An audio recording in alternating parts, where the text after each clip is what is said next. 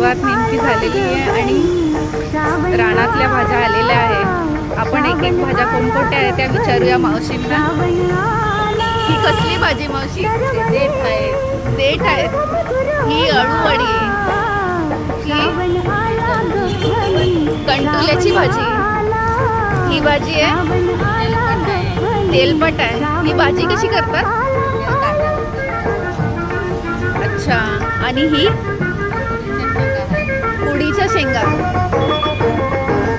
ही शेवग्याचा पाला आणि हा केवडा. रानभाज्या सोबत तेल कांड्यावर करतात का? अच्छा. या मावशी विकत आहे या भाज्या, सोबत त्यांची मुलगी पण आहे. रानभाज्या सोबतच तिकडे खेकडे विकणारे पण तुम्हाला दिसत आहे. आपण या भाज्या बघून झाल्यावर तिकडे जाऊया खेकडे बघायला.